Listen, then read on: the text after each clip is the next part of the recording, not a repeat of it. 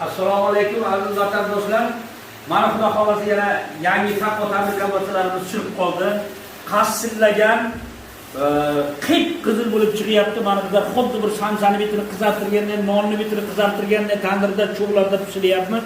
Buni mana sifatiga gap bo'lishi mumkin emas. Mana olganlar rosa maqtab olib yeyishyapti.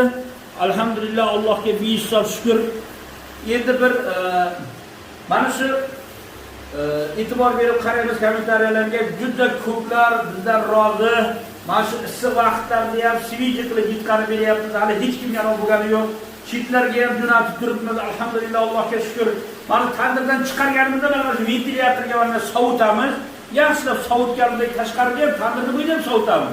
Keyin yana sovutgan holda mana konditsionerimizni mana oxir 16 ga qo'yib yaxta qilib olib, juda ham yaxta holatda turibdi. Mana shuni ko'rsa, yaxta qilib jo'natish harakatini qilyapmiz. Mana bu yerda qog'oz paketlarimiz turibdi.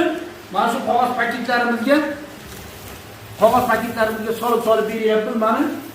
Mana shunday qog'oz paketlarimizdan hammasi gigiyenichka, hammasi bir juda ajoyib. Mana qog'oz paketlarda yaxshi nafas oladi. Aytilgan manzilgacha borib yetadi. Mana ana shunday qilib turib, mana qog'oz paketlarimiz salafan paketga solmaymiz. Salafan analar idishlar ishlatmaymiz. Salafanda chunki nafas olmaydi. Mana bu natural molli ichagi bu. Molli ichagini yaxshilab tozalab, molli ichagiga mol go'shti, qo'yni dumbasi, sumbul, zanjabil hammasi ziravorlar bilan boyitilgan bu malhamga aylanib ketgan.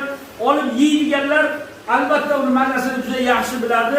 Biz shuning uchun ko'proq maqtashdan ko'ra yeb ko'rib turib aytganini juda bir ajoyib bo'lyapti. Hammani Alloh taolo iymonni va salomat qilsin. Ro'zg'orlarga xuddi barakotlar yog'ilsin. Shu har bir manbalarda aytiladiki, kimdan kim birovga yaxshi duolar qilsa, Alloh taoloning farishtalari o'zingga ham deb turar ekan. Bizni mana shu o'lkamizga muhtaram prezidentimiz, yurtboshimiz va atrofdagi har bir rahbarlar, bizni mana shu ulamolarimiz, imom xatiblarimiz, butun hamma mana shu o'qituvchilarimiz, tadbirkorlarimiz hammani Alloh taolo iymonlarini salomat qilsin. Bizni yurtimizga butun dunyoni havas ketib turibdi. Alloh rozi bo'lsin. Bu yurt Imom Buxoriylar yurti, Nasafiylar, Naqshbandiylar yurti. Hamma havas qilsa havas qilgizday yurt bu. Alhamdulillah, Allohga behisob shukr.